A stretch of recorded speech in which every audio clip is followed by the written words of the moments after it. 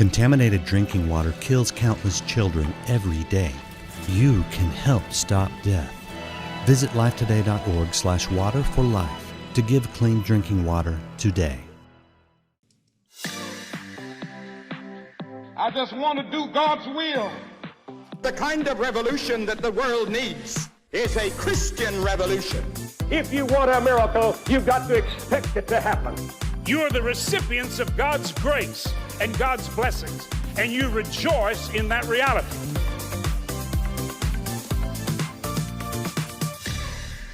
Welcome to Life Today Live. I'm Randy Robinson, and we are still fighting that culture war in our country and in Canada, I know, and really around the world. So many things. And, you know, sometimes people get a little stressed about it, and I'm like, you know, it's kind of always been this way. You've got God and those who are oriented in his direction, doing our best to follow him. And then you've got the world, and they're moving in complete opposite directions. And that's why we have to take a stand and do it the right way. But we're going to talk about how to do some of that with some of the issues. In fact, there's an event coming up this weekend. For those of you that are in Southern California, you might want to jump over there. And those of you who are supporters of Seth Gruber and the White Rose Resistance that we're going to talk about, you've got some online access. So if you're in that circle or you want to be in it, I would recommend it. You can check out the URL for that is thelaststand.com, and there's the website for the event. So I want to get that on your minds if you are in that area or a part of the online group there. That's actually the White Rose. There's The Last Stand, a voice for the unborn. And that tells you a little bit of what we're talking about.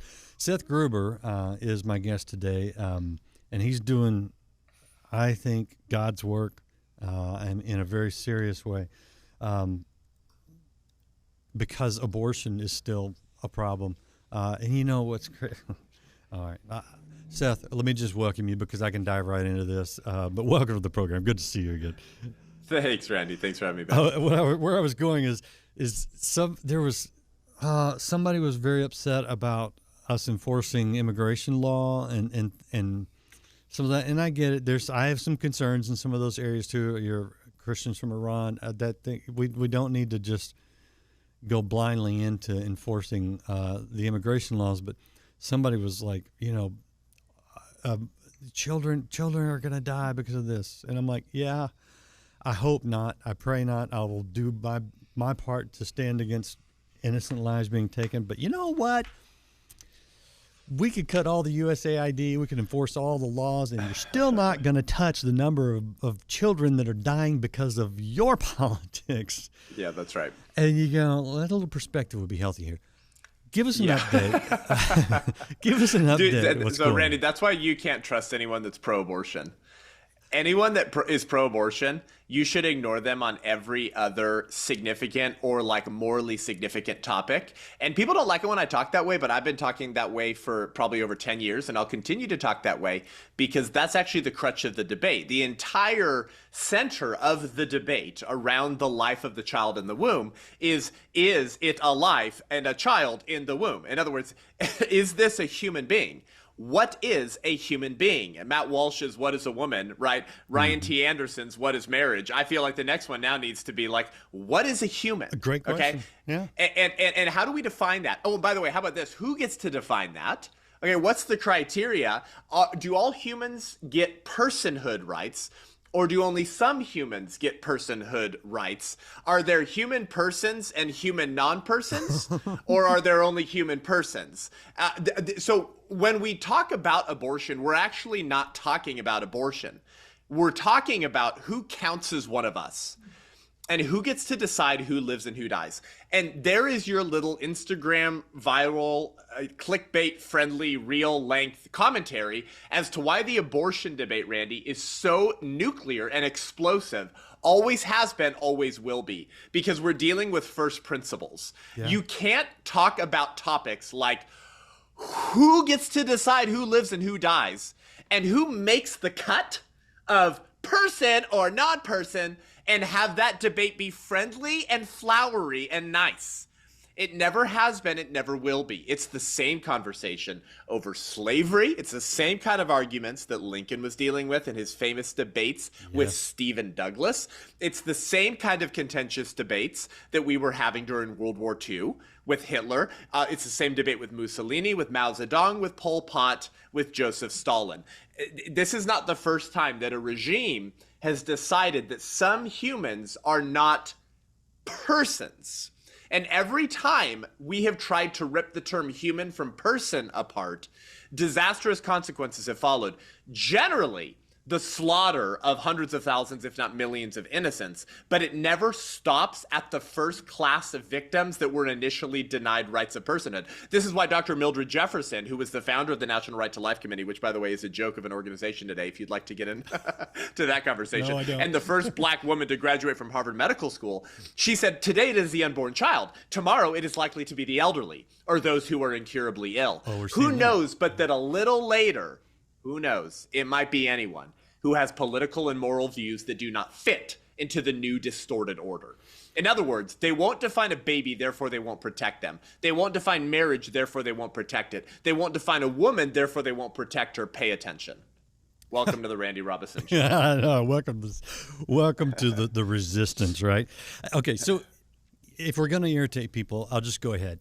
Because what I have found in studying our own history here in the United States is exactly what you touched on. And if you look at the 1840s, 1850s, leading up to the Civil War, and I'm not an advocate of any Civil War, God may it never be. But if you look at the issue of slavery, written into the language of our Constitution was language that was deadly to slavery. In other words, slavery could not stand in our country if we held to the words of the Constitution and that all people are created equal. That alone, that was the poison pill for slavery. It couldn't stand. But we didn't address it. And so for decades there were outbursts of violence. There was political strife and disagreement. There was all sorts of turmoil, and finally it exploded in a civil war. And I know that wasn't the initial, cited cause for Lincoln when the Civil War started, but to deny that it wasn't the undercurrent of everything is to deny reality. And right now we've got the same kind of thing, dehumanizing a class of people so that we can take advantage of them for our own comfort, for our own selfish reasons, and resulting in death and making them property. It's crazy. And I'm like, we have to deal with this in a clear way that you do, even if it sounds harsh, because if we don't, it's just going to continue in my opinion, even worse than slavery. As awful as slavery is, and it is, it's even worse if we don't deal with the issue of abortion. Yeah, so, Randy, this, Lincoln said in his speech in Chicago on July 10th, 1858, he said, addressing the arguments for slavery, this is what he said, and you'll notice the commonalities of the arguments for killing the unborn baby today. He says, what are these arguments? He says, these are the arguments that kings have made for enslaving the people in all ages of the world. Turn it whatever way you will, whether it come from the mouth of a king as an excuse for enslaving the people of his land, or whether it come from the mouth of the men of one race as a reason for enslaving the men of another race, it is all the same old serpent. And I hold that if that course of argumentation that is made for the purpose of convincing the public we should not care about this issue is granted, it does not stop with the Negro. I should like to know if taking this old Declaration of Independence, which declares that all men are equal upon principle, and making exceptions to it, where will it stop? If one man says it does not mean the Negro, why not another man say it does not mean some other man? Right, okay, so brilliant. 1858 speech in Chicago from Lincoln. What's he saying? As long as some humans can be categorized as non-persons based on accidental properties, okay, and capacities or functions that we don't have in common, that come in varying degrees, then inevitably there's no reason why those rights can't be denied to some other person. You've opened up the floodgates, you've broken the dam. If there are not universal human rights for all human beings, then there will not be universal human rights for any human beings. Yeah. And so this, again, is why the abortion topic is really just a rehashing of the slavery conversation in America. And it's incredibly tragic. I mean, it just goes to show what Churchill said, that those who forget their history are doomed to repeat it. Last time you had me on, Randy, I was on the heels of the middle of the tour for my 1916 project, film and book. Yep. That's still being screened, by the way, multiple screenings a week, all around the country. In the middle of last year, when you had me on, we were doing like 40 screenings every weekend or something like that. But when I went to film that history of Planned Parenthood and Sanger and the sexual revolutionary kook pedophilic weirdos, I was in Munich, and we could hardly get permission to film anywhere. And here's why. They researched my ministry, Randy, and they said, you're pro-life. You're not welcome here. You'll find that most Germans support a woman's right to choose. And we had a heck of a time getting permits to be able to film places in Munich. And it struck me as the same exact thing. Talk about not learning your lesson. You're the country that denied an entire class of human beings personhood and slaughtered them. Yeah. Because you said they weren't really people. They were Untermenschen, subhuman, right?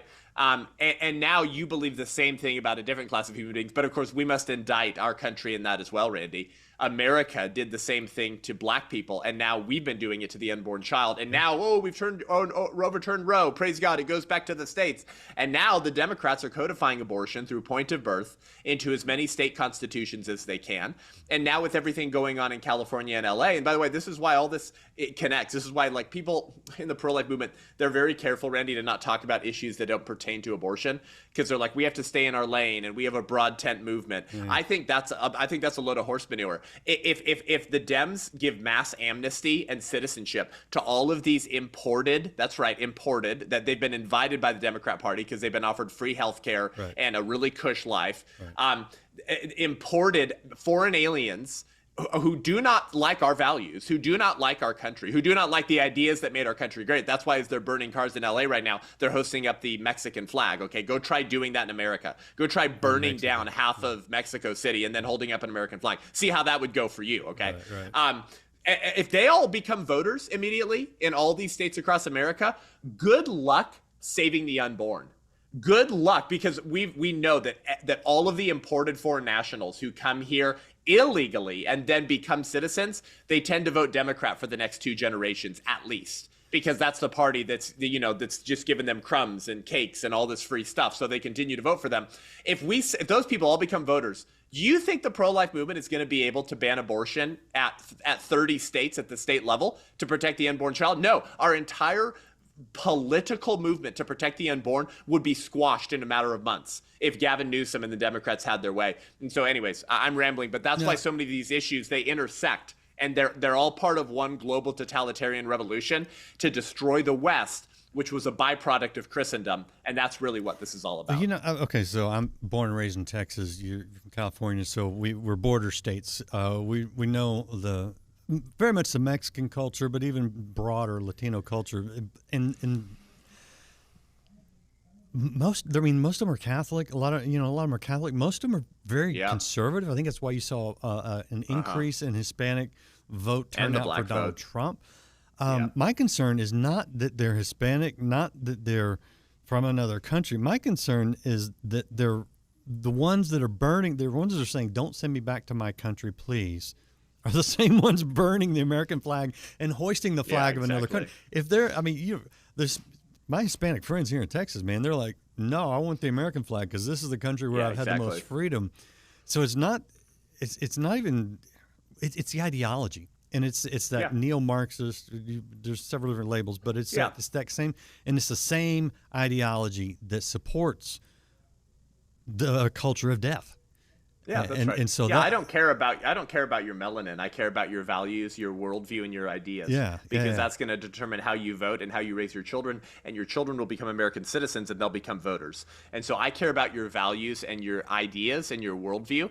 But of course, the Democrat Party they are very anti-immigration when it comes from countries with people who tend to vote Republican, right? And people forget to talk about this, bro. Like this whole thing about like, oh no, we're a boiling pot. It's immigration is what made America great. Well, in some cases that's true, but that's not a general rule. A general rule is not immigration made America great. A more general application or rule would be to say hardworking, American-loving internationals came here because they loved America more than the country they were fleeing, and they worked their tail off. Yeah. And they made this country great, right? So this whole idea of just like, well, immigration made America great, so let's get more of it. That's sloppy political thinking. That's that's how children think. That's not how sophisticated politicians or patriots should be thinking. And so I remember during the Obama era when Cuba was an absolute bleep show, an absolute nightmare. Guess what the only country was that the Obama administration put a travel ban on? Cuba, because they go to Florida and they tend to all vote for Ron DeSantis and become bleed red Republicans. Right, because they know. But the second Trump did a travel ban on the Muslim countries, by the way, if you remember, it was a temporary Muslim ban. Yeah. It was a temporary Muslim ban from Muslim countries that were hotbeds for terrorist activity. Right. Trump did a temporary travel ban, okay? And you remember the left lost their mind in the legacy media. It was racism. It was xenophobia. Obama puts a travel ban on Cuba. Silence. The media doesn't care. Why? Because those people vote Republican. So this has never been about immigration. It's been about a battle of worldviews and ideologies. And that's what we have to get back to talking about. Yes. That's what the pulpits and pastors of America need to go find their testicular fortitude to begin doing again. Because all of these issues are fundamentally theological and spiritual. How can I prove that? What is the war against the West anyways, if not a war against Christianity? Everyone knows that Christianity built the West. Tom Holland wrote this great book called Dominion, The Making of the Western Mind, that I'm finishing up right now. I really recommend people go read it. You know what's interesting about it, Randy? He's not a Christian. He's a Brit. And he wrote this book essentially defending Christianity, although he didn't intend to do that when he set out to write it. He's trying to trace the shaping of the Western mind. And as he's studying the influence of Western civilization, if you will, he came to the inevitable conclusion that anyone with a semi-functioning prefrontal cortex always realizes in their conclusion when they study history, which is that Christianity is what made Western civilization. Christianity is what got rid of burning your wives or killing babies or sexually mutilating children. Yeah. Christianity built the West. All of the war against the nuclear family in America, this war against the West, it's a hatred of Christianity. That's what this has always been, a battle of spiritual principalities and powers. And what pastors need to recognize right now, before it's too late to save Western civilization, is that the culture war that we're discussing right now, Randy, was always a proxy war for a far deeper spiritual war. I absolutely believe that. But one of the things that baffles me when you talk about abortion specifically is because there's so much sensitivity towards minorities. There should be. There's sensitivity towards especially African Americans because of the awful history of slavery in our country and in the West, in the world. But you understand. Right. I get why. I mean, I kind of carve out a little special grace for African Americans because of the history, and I think that's appropriate. But when I look at abortion, to me, this feels like an extension of the dehumanization, the destroying a culture, because abortion seems to really target African Americans and minorities in a way that feels very reminiscent of a lot of the old white supremacy stuff.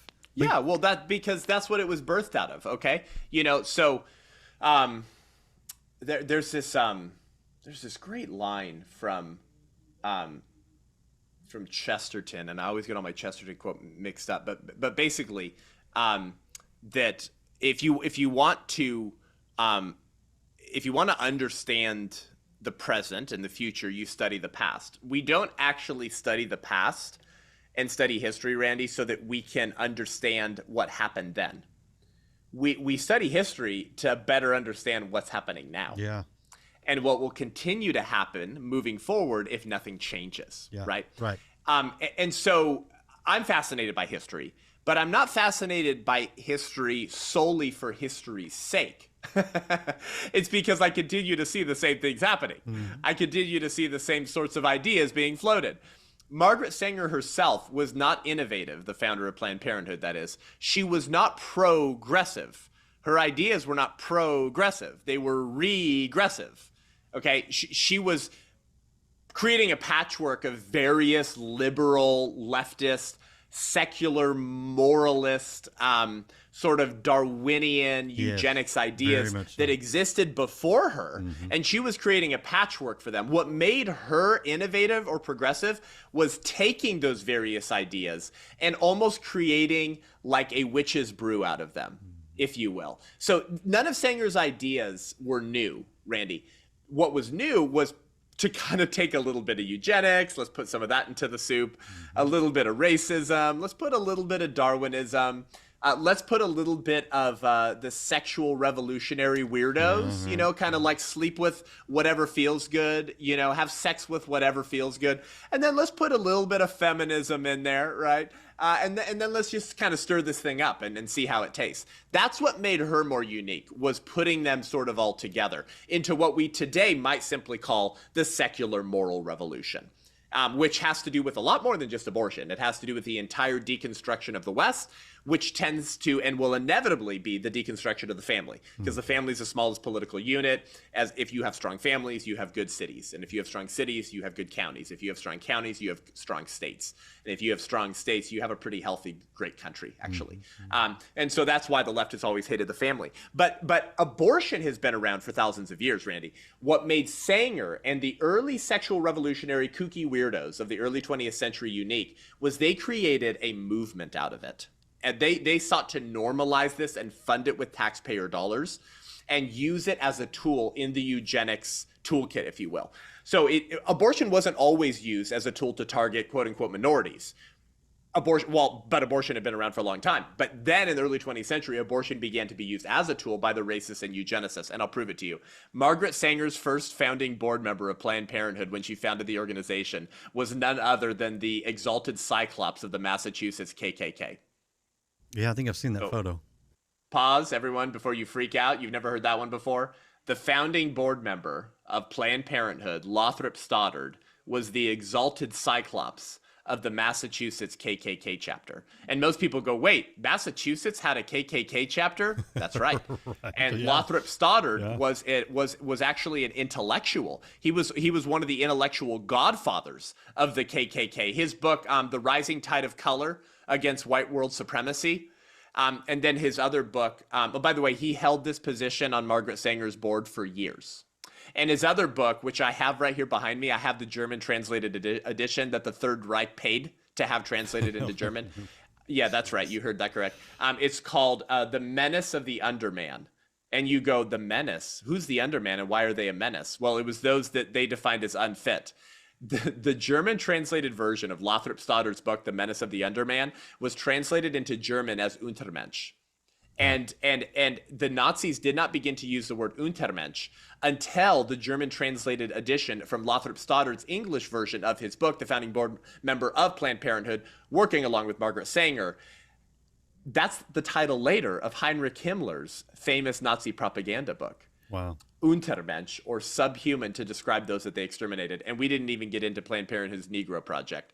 So yes, that's a little bit of the history, Randy, as to how abortion has been used and is being used today to destroy and wipe out those that I believe the liberal establishment today still defines as less than or unfit. It's the only way you can get away with it. Okay, so have you learned anything from history, Seth, that can help us win this fight? Because we abolished abortion in this country, thank God. I'm sorry, we abolished slavery in this country, thank God.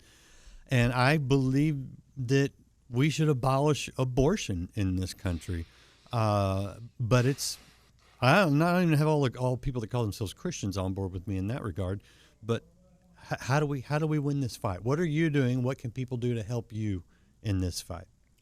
Yeah, amen. So, I mean, obviously we appreciate the support. Our website is thewhiterose.life. That's the White Rose Resistance. We're 3 years old. We're the fastest growing pro-life organization in the country, and we're a digital media activism organization. So we got to fight in the media space. We have to create beautiful films and content. And I go into university campuses and I make movies and books and documentaries, and we have curriculum and courses and all this stuff on our White Rose app. If you're giving $35 a month or more, okay, we exist to serve you. But the bigger answer to your question, Randy, is actually organizations like mine have to go away.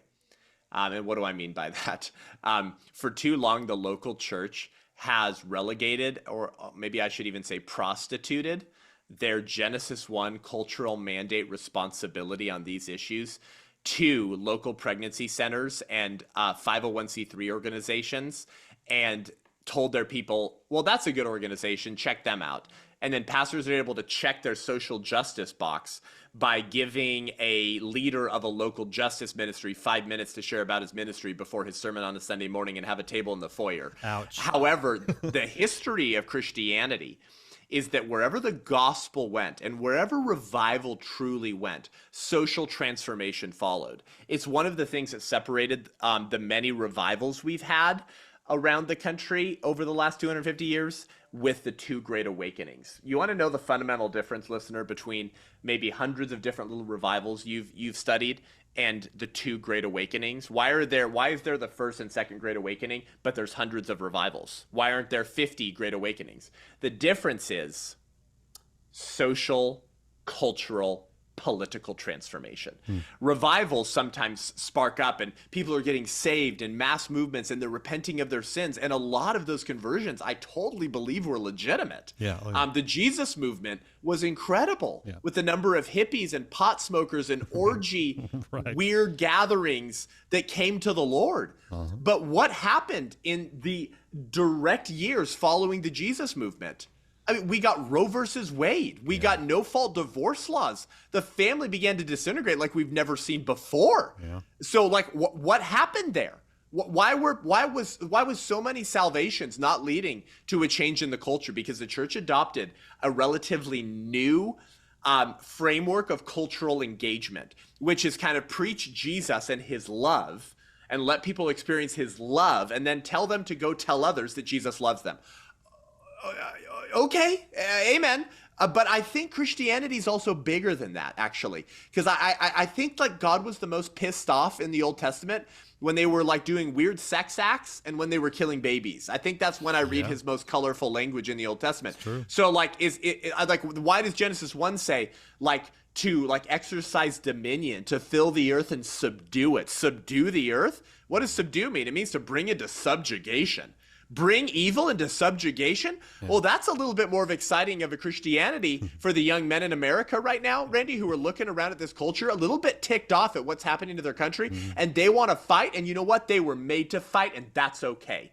Because Christianity is actually a lot bigger than telling people, Jesus really loves you. Yeah, and also because he loves the people he's made, he gets very angry when you chop off their genitals and rip their arms off in the uterus in the name of radical feminism, and he would have his church do something to stop that.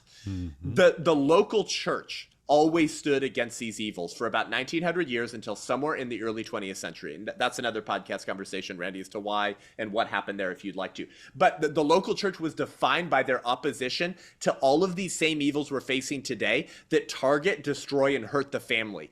We need to reclaim our spiritual mantle of Christian resistance and get back in the business of making the local church great again, and not cool, sexy, well-financed organizations like mine. I would love to see my organization go away as the local church rises again. And that's why we're doing our event, The Last Stand, Randy, on June 21st this week in Southern California, to repent, to mobilize, and to awaken the local church to reclaim their cultural mandate. Yeah, and if you're in that area, you can check out thelaststand.com. The website looks like this. You can also just go to their home website of the White Rose. It looks like that. thewhiterose.life is that URL for all things related to the resistance. And really, you know, you're so right.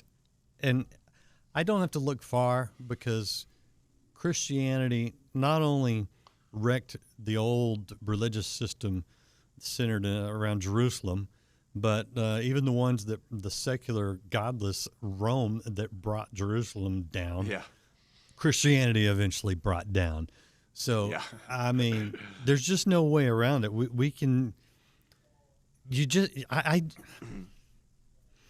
this is a hard one for me because as I've related to you before, I was adopted at birth. I am the product of an unwanted pregnancy, of an unplanned child. I think my biological mother said, no, I'm going to suffer through it and then give up this child.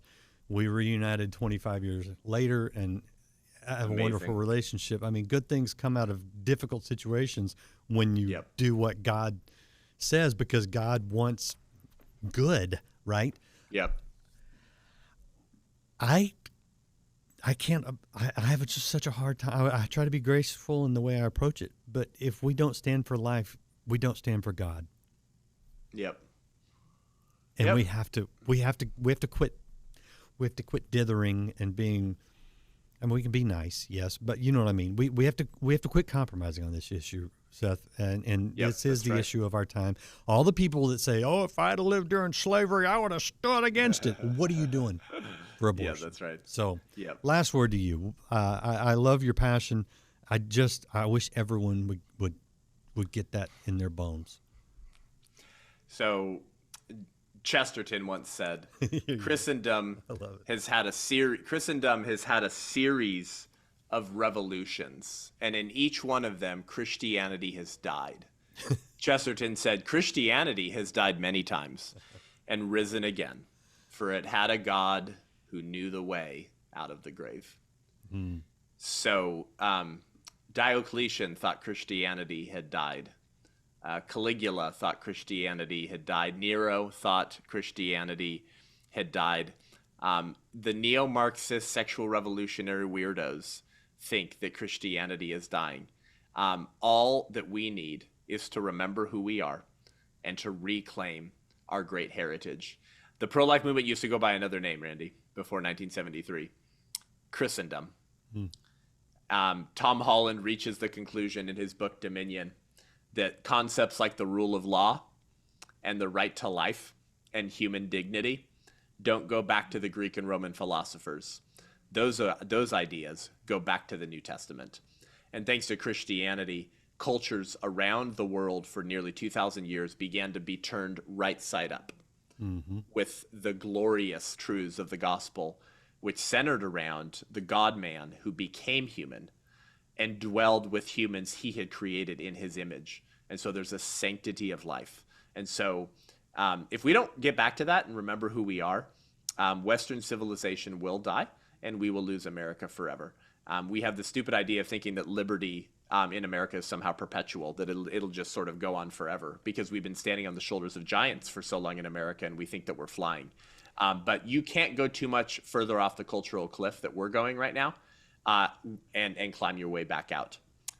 So we're living in a last stand moment. And that last stand might be 5, 10, 15, 40 years. I don't know. But I think most people sense it. We're living in a season of the last stand. Colorado governor just signed a bill that would let the state kidnap your kid if they think they're the other gender, if you don't affirm them. That just happened. Okay, last month in Colorado. I could give you 15 more examples. That just happened. That's state-sponsored trans kidnapping of minors in the state of Colorado.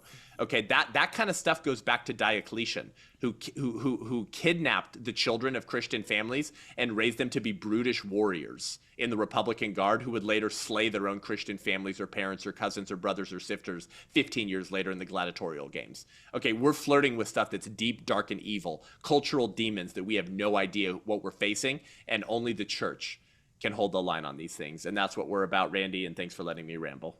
Yeah. You know, that Colorado bill was actually watered down at the last minute. If you go back and read what was originally proposed, it is that frightening. It is that, because that sounds extreme when you say that, but if I read the whole thing. I read the final, I read the original, I interviewed a pastor who was very active in standing against it. Oh, good. I probably know him. Yeah, probably. So Chase.